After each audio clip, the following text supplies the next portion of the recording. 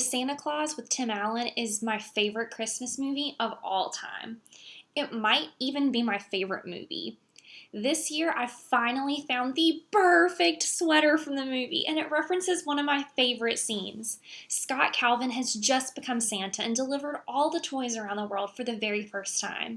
He gets back to the North Pole, changes into Christmas pajamas, and an elf named Judy brings him her special hot chocolate. She says, "I brought you some cocoa. It's my own recipe.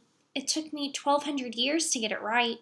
When Scott finally tries her hot chocolate and realizes that it is in fact perfect, she says, "Not too hot, extra chocolate, shaken, not stirred."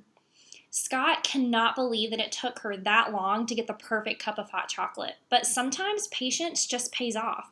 It took time, but it happened. Now, obviously, that's a movie. It didn't really take 1,200 years to make the perfect cup of hot chocolate, but our story today is about people who did wait a long time. They waited so long that they thought the thing they were waiting for might never happen. Yesterday, we learned about Zerubbabel and the people returning to the city of Jerusalem to rebuild the temple. The temple was rebuilt and the city was like new. Time passed, years went by, Zerubbabel died, and time went on. And the people continued to wait.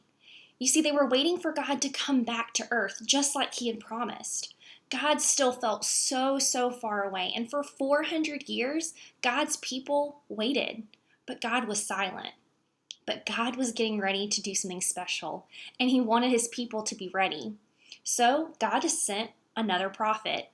Do you know where prophets come from? They don't come from the sky or the ground or even from outer space. They come from the same place as you and me, from parents. So God needed a mom and a dad to send his special prophet, and he had just the right couple in mind, Elizabeth and Zechariah. Elizabeth and Zechariah loved one another and they loved God. They listened to God, but they were sad. For years and years, they had prayed for a child, but they were getting older and older and had no children. They were the last people anyone expected to have a baby, but as we've learned over the last few days, God has a habit of doing the unexpected. God tends to choose the people that we would never expect. And when God showed up, it wasn't the way they expected. Zechariah was working in the temple as a priest. One day, as he was just minding his own business, doing his job, the room filled with light and a figure stood in front of him. Was it one of the other priests? Nope. Was it Elizabeth? Nope. It was an angel. Zechariah had never seen an angel before, and he was afraid. But the angel said, "Do not be afraid. God is coming to stay, and your baby boy will prepare the way. Your wife is pregnant today." Zechariah was shocked. It seemed too good to be true, and he doubted what the angel said, so the angel told him that he would not be able to speak until the baby was born. And sure enough, when the angel went away, Zechariah realized he couldn't speak. God was really coming to stay, and his wife was going to have a baby? God was with Elizabeth. God had always been with Elizabeth. God was with her for the years and years and years that she'd prayed for a baby.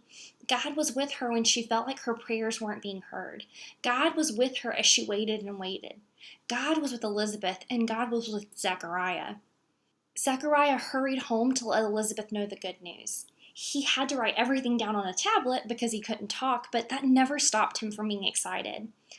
I wonder what Elizabeth thought when Zechariah got home that day. He'd left that morning able to speak, but he came home wordless, but writing down that God was returning and she was going to have a son. I'm sure it was overwhelming, but it also filled her with such joy. And she sang a new version of an old song, a song that had been sung since the beginning of time, a song that reminded the people of how much they needed God. She sang, "God couldn't remain, sin drove him away. But now he has heard what we have hoped and prayed. God is coming to earth to stay." What good news!